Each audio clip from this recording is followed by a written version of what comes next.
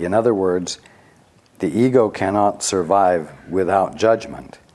Therefore, without judgment, it is laid aside accordingly. It just disappears. Continuing. The mind then has only one direction in which it can move. The direction which the mind will take is always automatic, because it cannot but be dictated by the thought system to which the mind adheres. If your thought system is the one you have created, giving definition to everything, then your mind will follow the dictates of those definitions. But if you have decided to yield to the Father, to be open to the Father, and to let the Father in, then you will have moved into what you could call a new thought system. Except it's a thought system that you're not originating. And your mind will follow automatically the characteristics and the nature of this new thought system, which means that you will find yourself like a snowball rolling down a mountainside of snow, or an avalanche thundering down the mountainside, that you will be moving inexorably to the most grounded place available to you, which is your sanity, which is your conscious experience of union with God. Continuing, every thought system has internal consistency, and this provides the basis for the continuity of behavior. However, this is a matter of reliability and not validity. Reliable behavior, oh, he's a good boy or she's a good girl and you can depend upon her. Reliable behavior is a meaningful perception as far as ego thinking goes. However, valid behavior, in other words, real, true behavior, is an expression which is inherently contradictory, because validity is an end and behavior is a means. These cannot be combined logically, because when an end has been attained, the means for its attainment are no longer meaningful. And this is what is characteristic of imaginative thinking. It doesn't have to follow rules. It doesn't have to be intelligent. And unintelligent thoughts connected together can be embraced by you as being intelligent, or a grouping of intelligent thoughts and unintelligent thoughts can be embraced by you, and you can say, this is reasonable.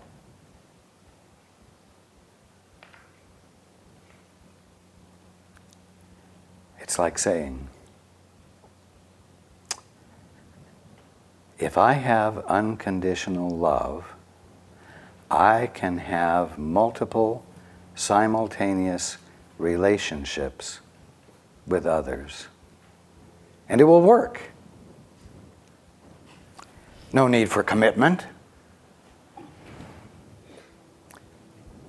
Or I can have multiple simultaneous relationships with others with commitment and be a little bit more respectable. But the fact is that if you try to do it, it won't work. But you can, in the freedom of your imagination, create that concept and attempt to live it out and think that you're being intelligent when, at the bottom line, you have combined intelligence and unintelligence, which don't mix. Continuing, a hypothesis is either false or true, to be accepted or rejected accordingly.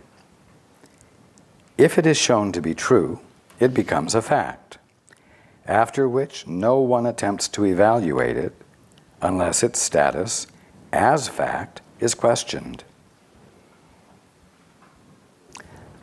Now, this next sentence is key.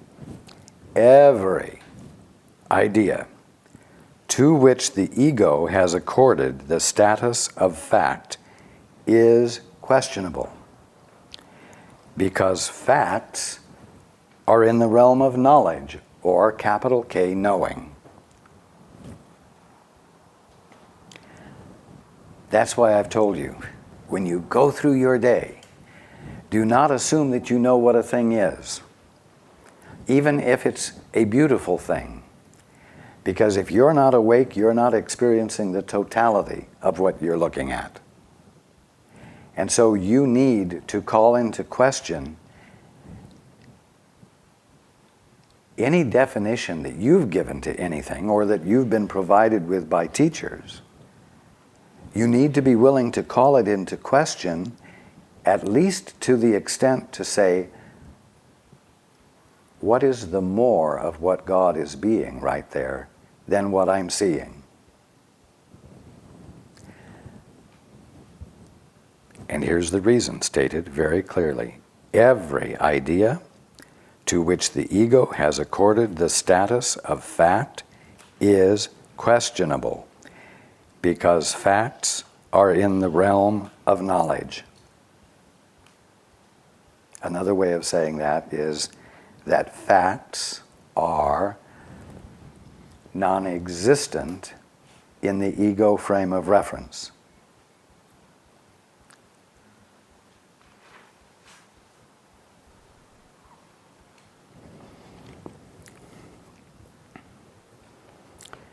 Continuing, confusing realms of discourse.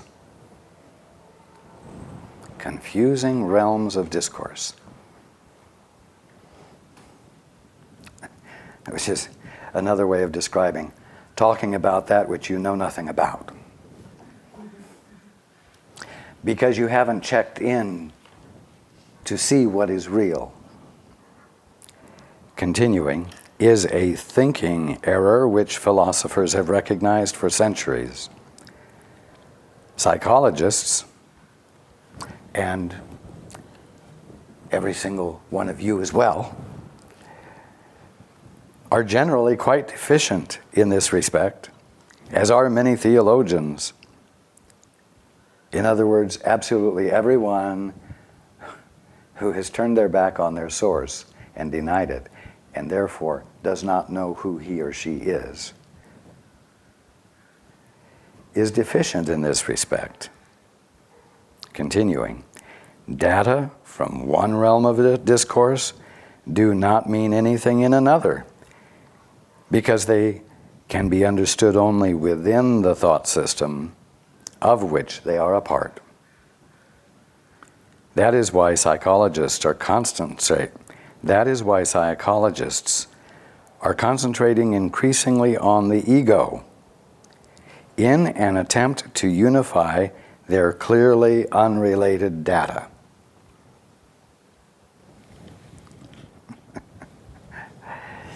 You see, it's very important to get mutual agreement, because without mutual agreement, flaws or beliefs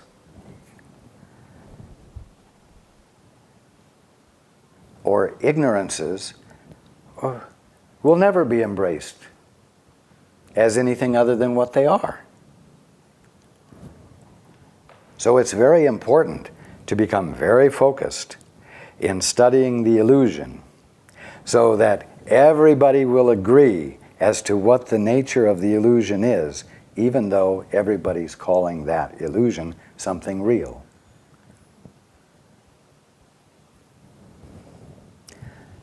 So be careful of, shall I call it group thinking? Oh, I just love to be with like-minded people. Give me a group of metaphysical people to be with. Let me find people who value what I value. Well, be careful.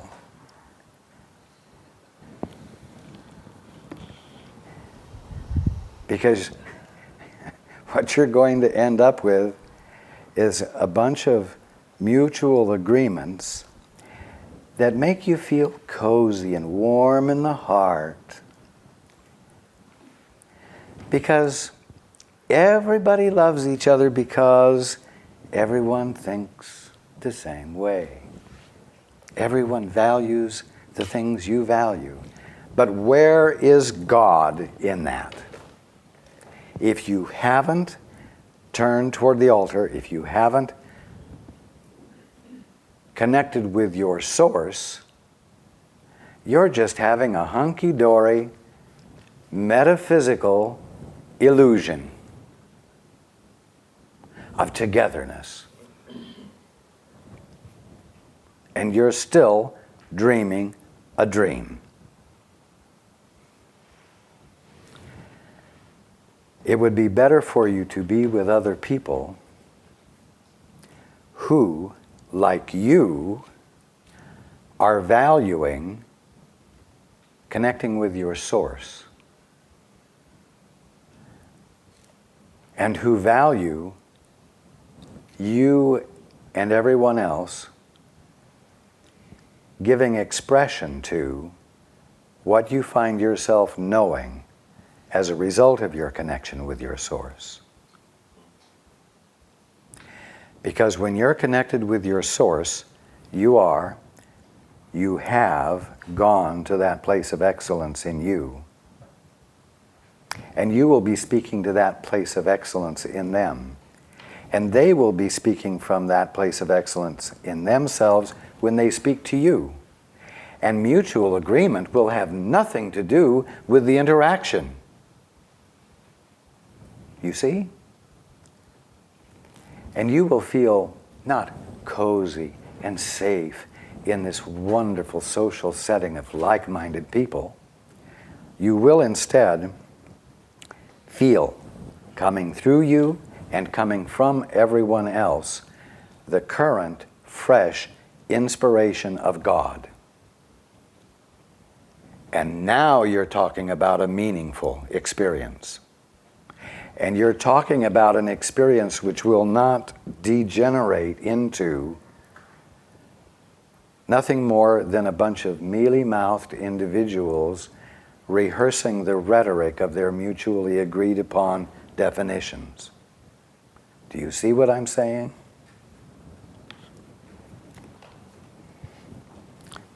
Repeating. That is why psychologists are concentrating increasingly on the ego. They've got to find some one thing to focus on, and that will narrow down the topic. And that will narrow down the need for definitions. So it will be easier to come to a single mutually agreed upon definition.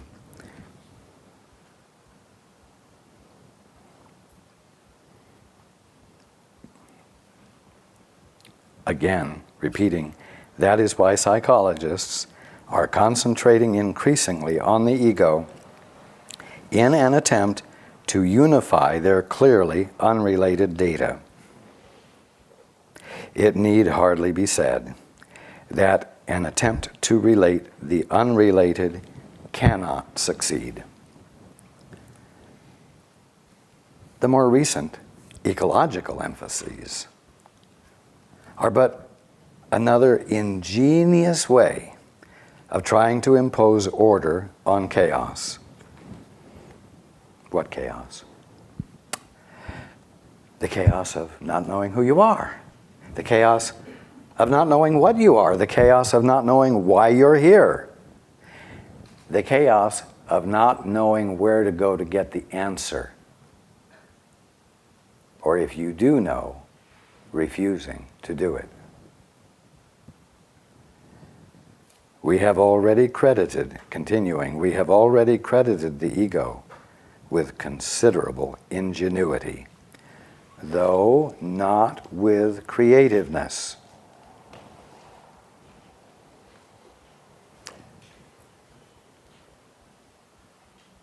The source of creation is God, and the realm of creation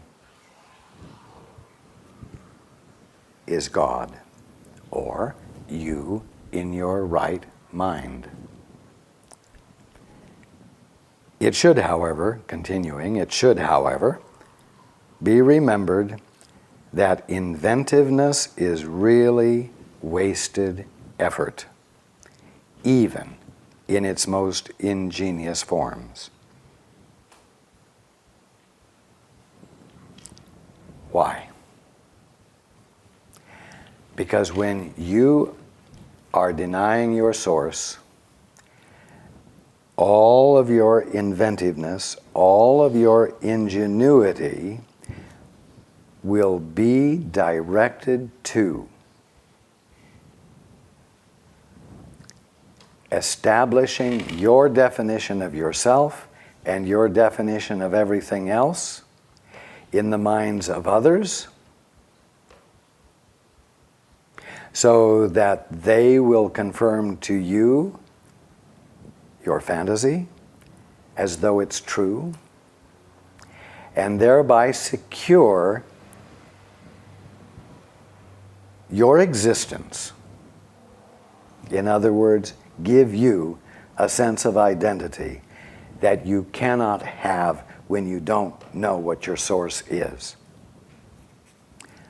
So, all ingenuity and all inventiveness will, without fail, be directed toward your security, your safety, your invulnerability, your groundedness in an absolutely ungrounded state of fantasy.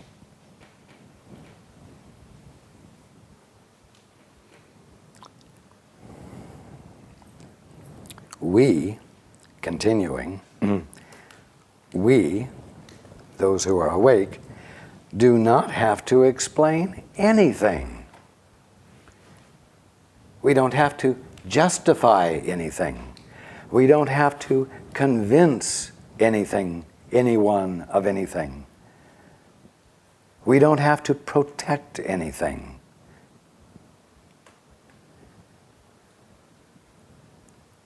What we are is God in the act of creation and nothing else. Continuing, this is why we need not trouble ourselves with inventiveness. The highly specific nature of invention, and I'm going to add or ingenuity, is not worthy of the abstract creativity of God's creations, which we are. Not just those of us who are awake, but you as well.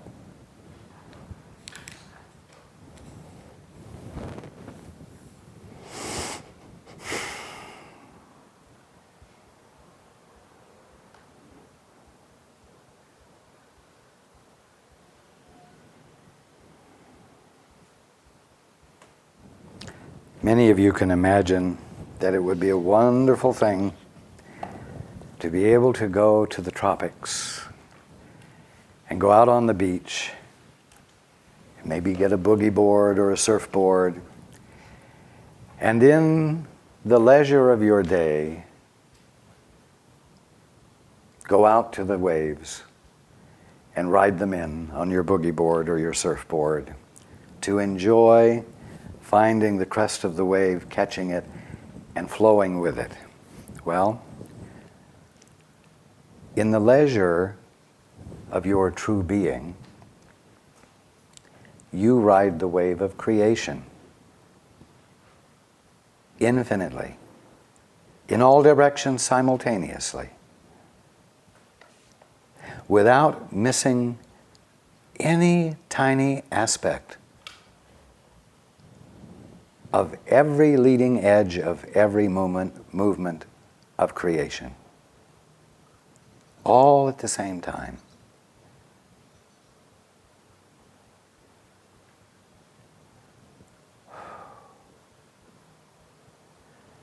Such conscious experience, such infinite conscious experience,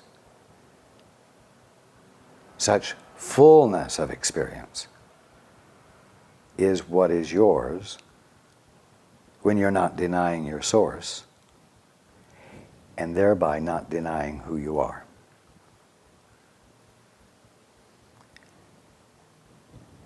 You don't get absorbed into anything. All, infinitely speaking, becomes available to you as that which identifies you truly to you. And therefore you're flowing with, you're riding the wave of creation, constitutes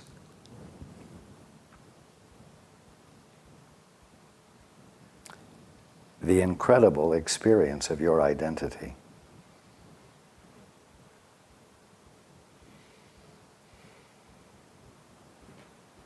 And no such question as, who am I, will pop up. No ridiculous question such as, what am I, will even touch the fringes of your infinite mind.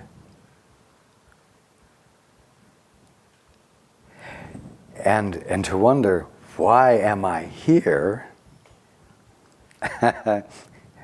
would cause you to laugh with great peals of joy. Because you know that why you're here is to glorify creation in its infinite waves of movement.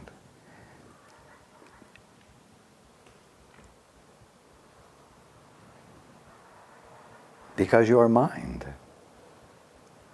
And it's your function to be conscious. And you are soul. And so it is your function to feel the capital M meaning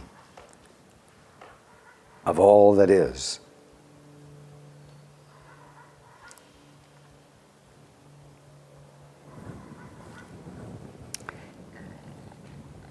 And if you don't be careful, you might be likely to listen to my words at this very moment and imagine that I'm talking about some otherworldly spiritual experience.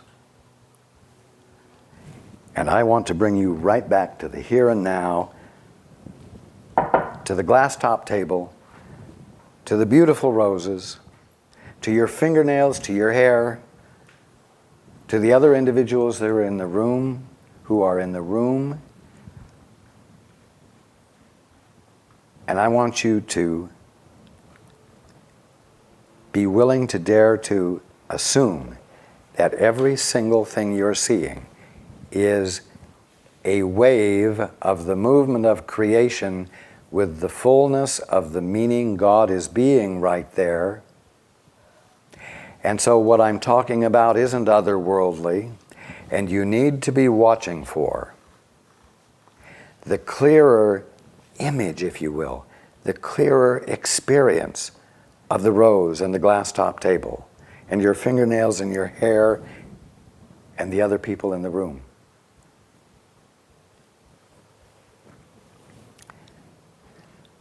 Because remember, the mind that you are experiencing right now is the divine mind. It's the only mind you will ever have. but you are using your mind for the specific purpose of giving your attention only to the definitions and meanings you are applying to the infinite movement of creation that is in your face. And so you say, it's just a red rose. It's just a white rose. It's just a piece of glass. It's just a not too attractive fingernail. It's thinning hair. You see? And you block the experience of what it really is. The ultimate is in your face today. And the mind you are using is the mind that is God. The mind that is God, what? Being your consciousness, being your mind. And so the answer lies not in finding another place to be, where you could just as easily say, why am I here? It lies in using your mind differently, right here and right now. Because the moment you move into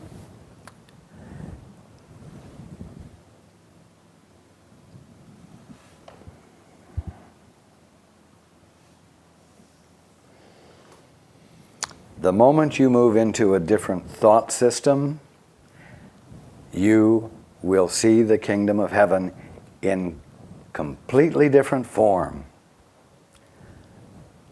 than the form you're seeing in the kingdom of heaven in at this moment when you are preoccupied with your definitions. Reality, the only thing that's confronting you, will look different to you when you shift to a different thought system from which to view the kingdom of heaven. At least intellectually, do you grasp what I'm saying? Your belief system is a filter. And the filter filters out certain aspects of reality.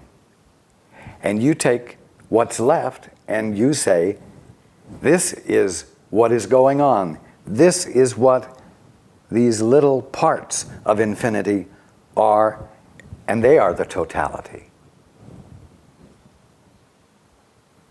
Change your filter, like changing your glasses from regular to polarized, will give you a different view.